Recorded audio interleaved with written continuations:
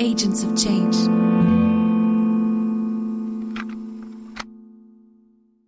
The United States is regarded as the land of freedom, something that gives great pride to the citizens of this nation. Yes, it's true, they have the Statue of Liberty, and freedom penetrates and fills American history, echoes from all sides. You read about it in all the signs. But it's enough to go back 60 years to understand that it hasn't always been like that. It was only in 1964 that an ancient tradition of more than 300 years, the racial segregation, came officially to an end. Despite the abolition of slavery by Abraham Lincoln, there were deep differences in the treatment of black people compared to white people. The road to the recognition of equal rights was still very long. Ku Klux Klan aggression against black people who were believed to threaten American purity were commonplace. Therefore, the abolition of slavery strengthened racist ideology, and many states implemented discriminatory laws, such as the prohibition of celebrating mixed weddings and interracial unions. Segregation began in every sphere of society, in schools, in cinemas, in hospitals. Even the possibility of exercising one's right to vote, especially in the states of the South, became more and more difficult, hindered by an infinite amount of bureaucratic obstacles designed for African Americans. This was the United States Josephine Baker had to live in, and that she partly contributed to change. Born in St. Louis in 1906, Josephine Baker spent her childhood in the terrible climate of racial segregation, making the fight for civil rights one of the objectives of her existence. Saving money, as soon as she became a teenager, she managed to buy a ticket to attend the Boxer Washington Theater shows, reserved for black people only.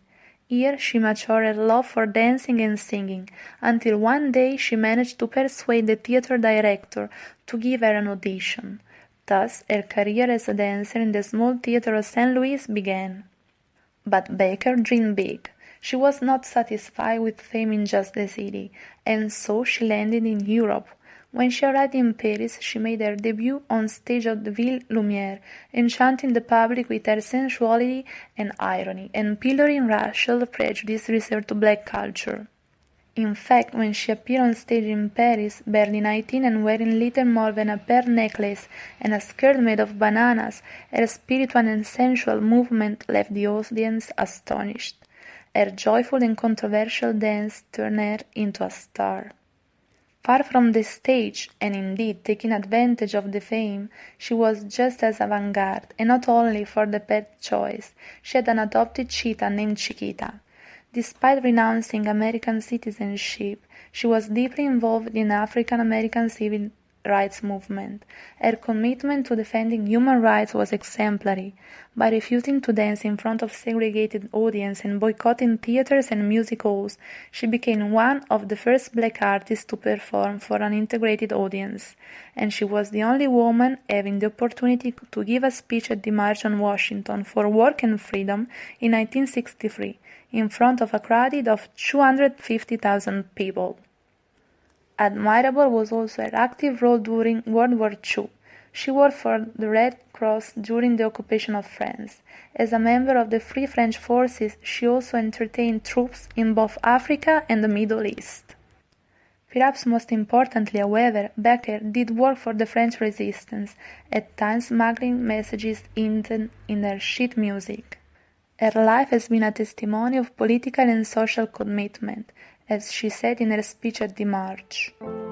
You know, I've always taken the rocky path. I never took the easy one, but as I get older and as I knew I had the power and strength, I took the rocky path. I tried to smooth it out a little.